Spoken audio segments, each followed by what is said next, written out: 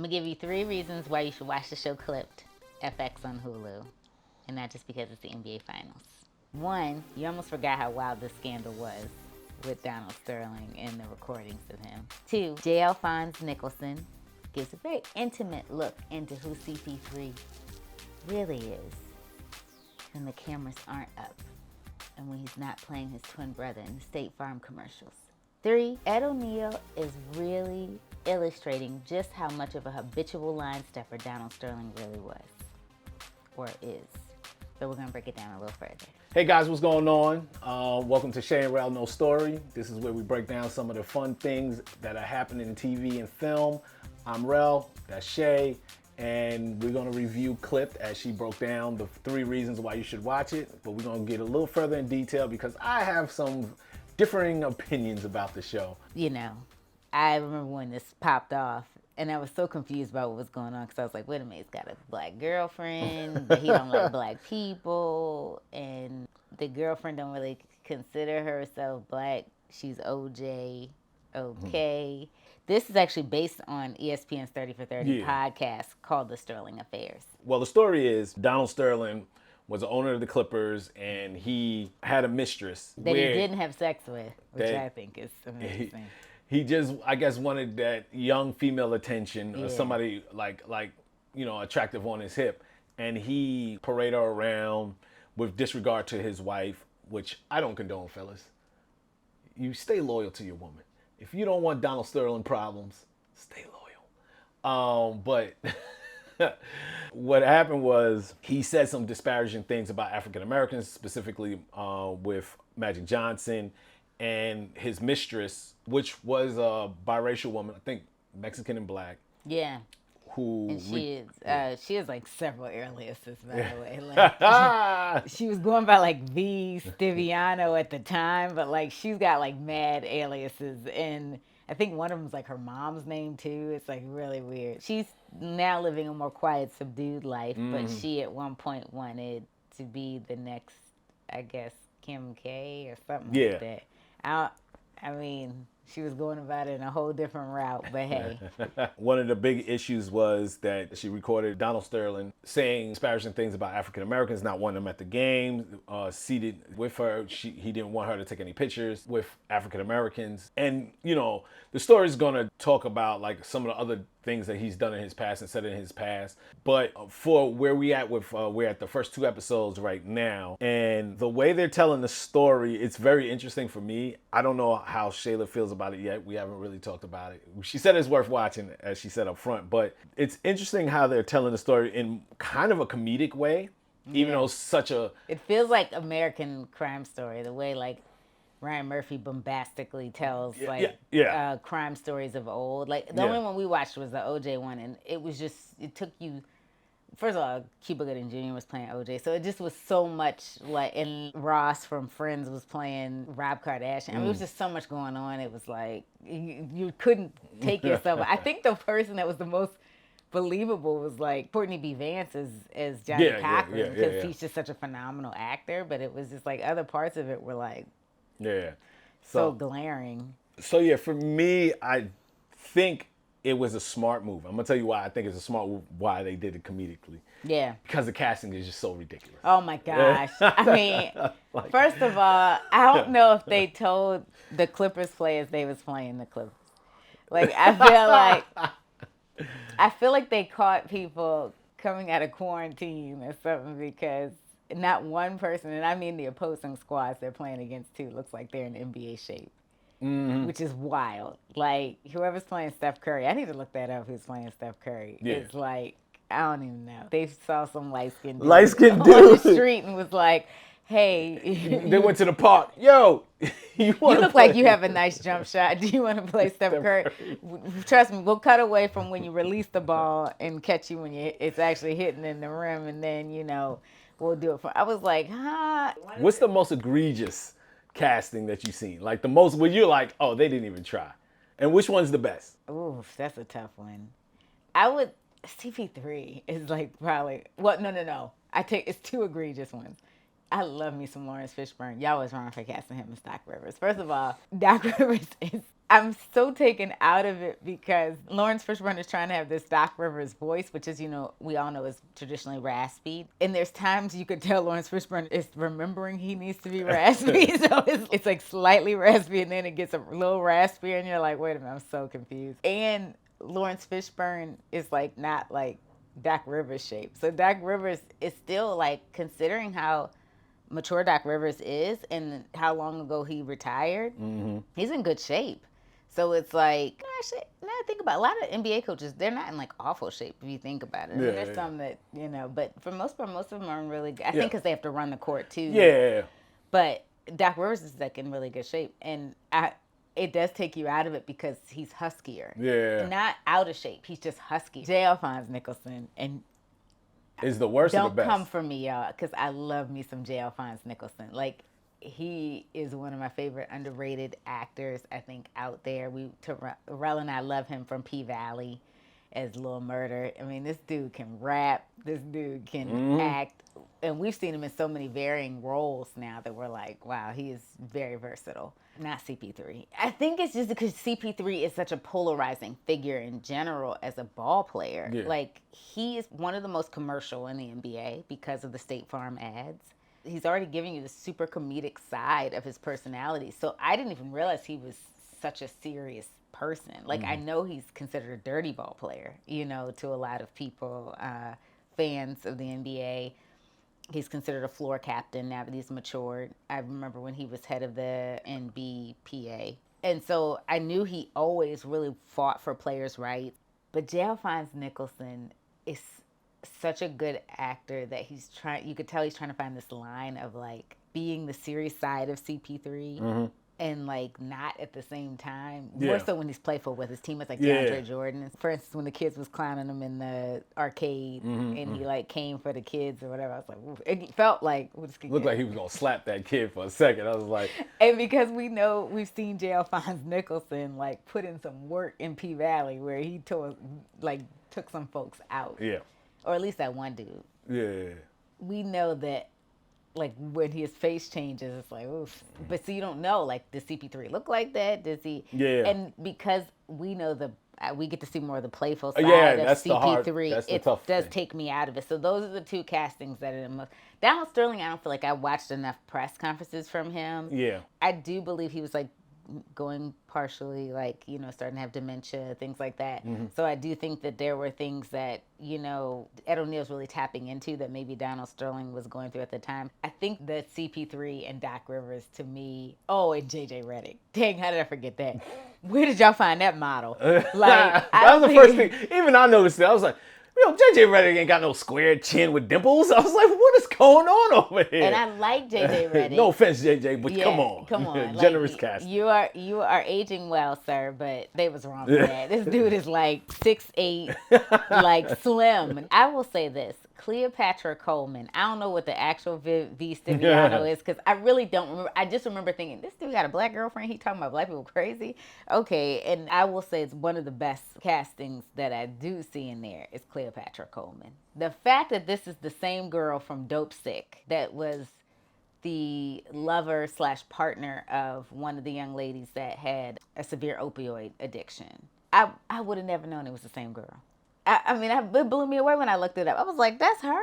So, high five, hats off to her. She's by far stealing the show. My thoughts on this is, casting-wise, let's start with the casting, right? Like, I'm gonna break it down. I'm gonna go down the category. Casting, because that's initially the first thing that everyone's talking about. It's hit or miss with me, like Matt Barnes, right? Like, that was a good one. Dro. Although Dro's like 8 feet taller than Matt Barnes. I know. They was wrong for that. No, actually, Matt Barnes is pretty tall. He's like 6'8", 6'9".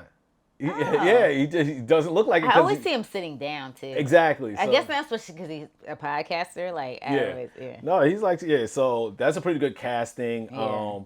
And, he does look like Matt Barnes. I mean, does DeAndre Jordan look like DeAndre Jordan? No, but it's like, it doesn't take me out of the show, right? Ed O'Neill, I think, is doing a phenomenal job. Yeah. I definitely think he's doing a phenomenal job. Too. I think I've never seen Donald Sterling, which is fine. If I had to envision how Donald Sterling would act and be, it is exactly what Ed O'Neill is doing. It's just super creepy, and sleazy. they said during that time he was that type of guy. Like Doc Rivers was trying to like just get the team to a level of respectability, like when Yeah. he played for the Yeah. Clippers. And it was one of those things where it was like, he knew what he's walking into. He knew Donald was like habitual line stepper, would like roll into the locker room. And because Doc had a name there, he could kind of push his weight Yeah. around a little bit more than he could, in Yeah. other places.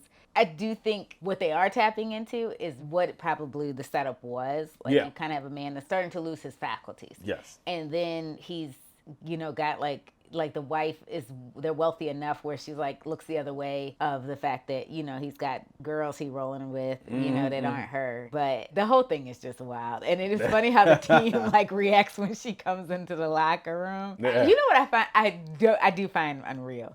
None of them tried to holler. Like, I know that that's your onus piece, but if she was like, Cleopatra Coleman to me is attractive, and she's playing a version of this woman. So if this woman looked half of like what she looked like, none of y'all tried to, y'all NBA players. Well, also you gotta remember Doc Rivers is a consultant, so I don't know if any of the players had input. Oh yeah, Doc. So if he may not be privy to what happened behind the scenes like that, but you're right. Like, it is strange that she wasn't amongst the NBA crowd already. You know what I mean? Yeah. But I'll say poorly casted. I mean, outside of Steph Curry. Steph Curry was just for the series or whatever. So for the game. I mean, which looked like, no shade, like a Mountain Dew commercial, like a Starry, because like when they did the basketball players in there, it's like, oh yeah, we have to throw some games in there because it was wild. But J. Alfonso Nicholson. J. Alfonso Nicholson, yeah. That's interesting. I'm conflicted because he is doing a good job acting. But he has such distinct features that make him. And we see so much of Chris Paul. Yeah, with the I think commercials. that's the thing. Like, Chris Paul's a commercial ball player. Like, he's not, like, I don't even know if LeBron's commercials is CP3. I think too he's becoming that later in his career. Yeah. But LeBron like even restricted access to like how much commercial work he was doing. Yeah. Like, Chris Paul makes you feel like you could walk up to him and ask him about insurance. That's just how like personalized he's made himself. And so like, and J. Alphonse has like probably one of the best gals in the business. Yeah, I know. And so there's times this dude's sitting there like, did he just sit up there and mad grill folks? Like, is that Doc Rivers and his players' interpretation of CP3? Because for us, he is the happy-go-lucky guy who's talented on the basketball court, but also does his commercial smiling, singing. Then he turns around and watching this, he's like literally about to slap his teammates. Like, I didn't know about the Blake Griffin. I didn't know that he had. Oh, Blake Griffin. Now, Robin from Sisters, and yes, that is. We're not even gonna look up your name because you were on Sisters. So Robin from Sisters. And yes, he was also in Hamilton, so I know that's mad disrespectful. But well, it was disrespectful for him to be on Sisters. It was disrespectful. Robin from Sisters. It's actually not a bad Blake Griffin. I think he's giving Blake Griffin probably more swag than Blake Griffin actually has. Yeah, I mean, because Blake Griffin to me. Well, that's the thing too. Like, wait, hold on. Okay, so that's the funny thing. There's no risk. I know, right? Steph Curry looks more like Blake Griffin. This guy looks like this guy's like, has evenly brown tone to him. Yeah, he does. They just threw some red dye in his hair. Yeah. It was like, go ahead, shoot a basketball. So yeah, Blake Griffin, he's a good actor. Once again, right? He comes from the theater. They do have strong actors. They have strong actors, but that's why I say it's good that they went the comedic route, because now dealing with the story, right? The way they're telling the story is from a comedic standpoint. A lot of their reactions, and granted, maybe these are real things that happened that you couldn't even play dramatic because they're so ridiculous.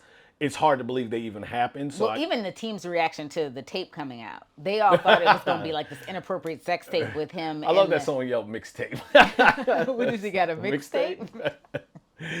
But this inappropriate sex tape with him and the mistress. Yeah. And the reactions from the ball players were classic. I know. Like, I think those were improv, which was brilliant. Yeah. But yeah, I don't know. I mean, like you said, go ahead. What were you? Yeah, so I think the way they're telling the story, I like the pacing. I like that they keeping it up, because there's probably so many things that happen that you want to kind of get through some of these moments quickly. And it's only 6 episodes. It's only going to be 6. Oh, okay. So they released 2 the first week. I like the wife. Like, let's not overshoot. I like the wife. I like the wife. Now, on a more personal level of like, was she complicit in these things. Like it's weird because both of them act like they're just aloof to everything. Well, her facial expressions, and that's why I don't know too. I don't know how much she spoke in regards to the podcast, the 30 for 30 podcast, but she did her facial expression in that series when she found out she was recording him. Yeah. And he was like, yeah, she'll just take little recordings of me from time to time in her phone. And she's like, that shows me, this is a man, and I'm not trying to go down a road that's messy, but, Donald Sterling's not his official name. He was born Donald Samuel Tokowitz. So he was born at a time where he knew Jewish people were not viewed positively in America. And came over to and changed his name. Especially when trying to... he changed his name.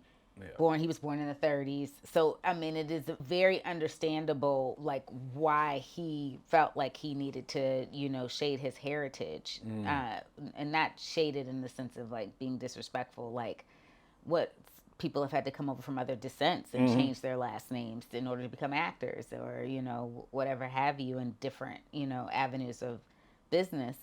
But it just shows how penetrable hate is on so many levels, because here was a person that was exposed to it on a personal level in his background. Yeah. But then, of course, had his biases and prejudices towards black people. Yeah. Which made it so much messier because you owned a team with predominantly black players and, you didn't want N-words sitting courtside. Like, it's just so wild. And yet a person like V, who didn't even consider herself to be a black woman, knew that was a powerful enough message to take him down. I mean, it's just wild. It's wild. Yeah, and that's why, like, it's so much going on, right? Now, let me ask you this question. How do you feel? Because there's the story of Donald Sterling, right? Then there's the story of the Clippers and, having Doc Rivers as a new coach. Do you feel it's too much, overwhelming? Okay. I do. I think I would have liked to have known more about Donald Sterling, because I don't think people are born racist. I mean, it's learned behavior, because it's like lack of knowledge of knowing enough about people's backgrounds. I don't think you just wake up one day and say you're just going to dislike somebody. There's some people out there that are like that, and maybe they start the hateful breeding of like putting those messages out there to people. But, I think children are born innocent, and they say sociopaths or psychopaths aren't. But I don't know enough about the science behind that to say one way or the other. But I do, for the most part, believe children are born, very innocent and are taught behavior that, sometimes is reversible and sometimes isn't.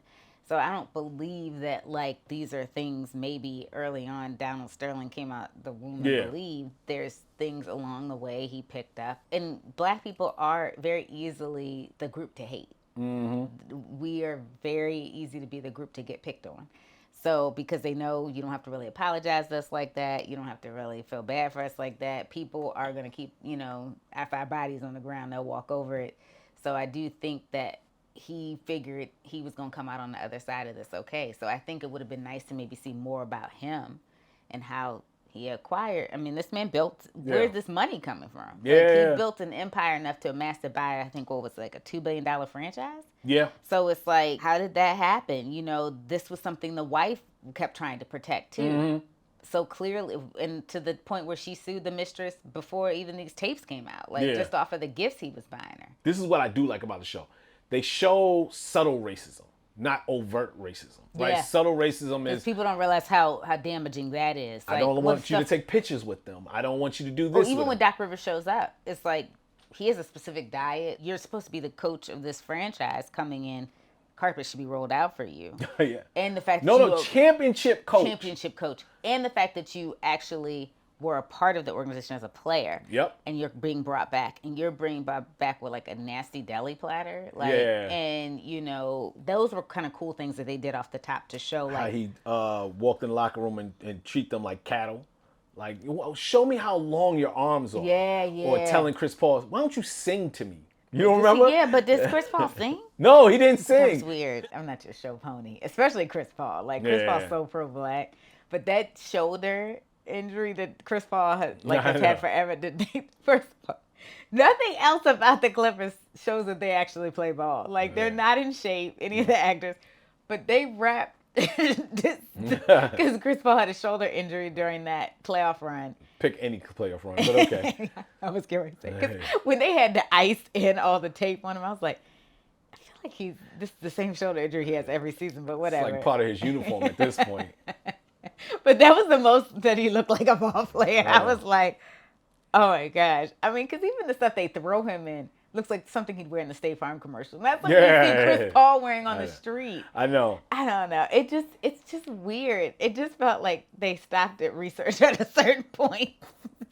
And on the Clippers, like. Well, that goes back to my original question with you when I said, do you like that they are developing so much of the Clippers story? No, you should have maybe gotten a little bit more look into them maybe by episode 2 or 3 after you knew a little bit more about Donald Sterling. Like even the way we were thrown into this thing with V was wild. It was like, okay. I think it was cool to start off with the tape because and if like a flash forward and then show how we got there. The scorned woman thing, like this man running around with these women, that wasn't too hard to create. I think every woman understands that. Like your man's out with this woman, taking her to games and stuff. I think everybody understands that. The way she, like you said, she blew in her face, like your dust, that kind of thing was wild. So I think it even resonated with you. So imagine how it resonated with a female audience. Man. But I don't know. I just think like it's his downfall. So let's just look at his downfall and we don't have to focus on the Clippers. Because I think the focus on the Clippers is what's taking me out of the story. I think it's two different things, right? Like, you know how they have these team-specific documentaries. I think you could have done one on the Clippers. Yes, absolutely. And the background is what was going on with Donald Sterling, right? Like, or you could have did a docudrama on Donald Sterling and the Clippers in the background, right? But trying to make them both the forefront, I agree. I think it's just too much and it's too overwhelming. And that's why, I mean, you have to keep the pace up. And that's why I do say I like that the pace is fast, because if you slowed it down, it'd be like you would get no story. You wouldn't get no development. But so they had no choice but to make it a fast-paced show. But I agree. I think it's just too much all at once. But the casting is like, it takes me out sometimes. You know, certain shows where they cast people and you eventually start to get used to the casting, even though at first maybe they'll take you out of it or you have to get used to it. I mean, yes, everything isn't going to be a home run like Robert Downey Jr. in Iron Man, right? Yeah, where I thought it wasn't going to work because Iron Man is a big stature, right? That one. And even I feel like Chadwick Boseman did hit a home run with T'Challa. Like, it's just like how with Killmonger, you know, pushed MBJ into a whole nother stratosphere as an actor. So I think there's certain things where it's just like that fit is there. Or like him as Creed. Could we see anybody else as Adonis Creed? So I think like there is just those things where that casting is just so great, you know, just like I don't know if we could see 2 other actors in Fences or things like, you know, and J. August Wilson is a very hard writer to adapt. Yeah. You know what it is? Before we watched it, you were talking about how everybody was responding on Twitter, and you were like, yo, I think Lil Murder's playing Chris Paul. You were like, people were like, is this Lil Murder playing CP3? So it's like just things like that take you out of it. And when you seen him at the pool party, like kind of with the scowl, I'm like, is he about to pick up the mic and go ham? Like, you know, it was. So, yeah, they're not growing on me. The cast is not growing on me. I don't think they will. They always take me out every time we come back to them. I'm always analyzing the cast. He's like, oh, yeah, he kind of looks like, you know, Matt Barnes, right? So I spend more time analyzing the cast than I actually do watch their story development. And I don't really care so much about their inner beef. I really am watching to see how this woman took down the Clippers. Yeah, that's all. We're in that they beef now. But all in all, is it worth watching? Let's get to our grades. Let's get to the grades. And then I'll tell you what my thoughts are on why. I'm going to give it right now where we're at. Just where we're at. We're in the C category. Okay. I think it has potential to work its way into a B, so we might revisit this. But right now we're at a C. You're C flat. Okay, I give it a C plus. Oh. I'm in the C, still in the C. The reason why I'm giving it a C plus, right? I give it a C. First of all, the grade's so low because I don't like the casting. Yeah. I don't really care for the Clippers story too much. Yeah. Like for this particular docudrama. I agree. Yeah, and if you can't lay in the casting, you shouldn't have done the Clippers. Done so much of the Clippers. Because they could have gotten a couple of unknowns for some of the Clippers, and it still would have worked. Lawrence Fishburne and Ed O'Neill are such great actors. I do like when they intersect. Yeah. And it is like really awkward tension between them. It is freaking amazing. But this dude does look nothing like Doc And Rivers. Doc Rivers is a consultant, so you could have chosen. Yeah. So did you like? I always wanted Morpheus to play. Yeah, I me? wanted Morpheus. Like back up, dude. And story-wise, I think the story is being told as good as you can with how much you're trying to tell. I like that they took the comedic approach. I think that's the only way you could tell a story because of the incidences are so ridiculous. The interactions are so ridiculous. Because if this is factual, if this stuff is, well, it's dramatized, but if this is still rooted in some type of facts and some of this stuff actually happened, you can't make it serious. Like, how could V in any serious manner tell this old lady, you're gonna be dust, right? Like, And like not get slapped too. And not get slapped. She could have slapped her. So I think why it's worth watching is to see how ridiculous this thing is. It is worth watching. That is true. Clip. It is worth watching because you would not believe some of the violations they did in this project. But I have to give FX on Hulu high fives when they go wild, and when they like step completely out of bounds on some things. You can't turn away. Yeah. It's like that train wreck that you're like, I really should not be watching this, but you can't turn away. Who did Dope Sick? They did. And that's crazy because Netflix did the That's why I said dramatized Cleopatra one. Coleman is in the family. But it is something I told you. Well, Ryan Murphy has a relationship with FX, and look where he goes. Yeah. He always goes off the reservation, too, on some things. Where's the window? I'm going to jump out that mother. So he's a violator, too. Like, I could see him doing this one. Now, granted, I think they took what they could take out of this. This is based off of a podcast, too. It's 6 episodes, which it probably should be. Mm-hmm. And I do want to revisit talking about this when, we've completed this cycle. July 2nd is when this series ends. Yeah. So, back to C+, worth watching only because it's so ridiculous. That's my verdict over here. And I'm glad we're back to Shay and Rell No Story because, see, Rell was hating for a long time. This was one of our strongest points to, when we would talk about series and films we watch. Yeah, I'm glad to get back to talking about it. We look forward to it. We're gonna try to get you up to date with Alkalite. Yeah, that's another one. And Pretty Little Liars Summer School. We're gonna get back to our mystery viewing because we're actually working on a mystery that we're gonna be sharing with you all too. So that's gonna be fun. Look forward to it. We're actually writing a series. So stay tuned. Check us out. Peace. Peace.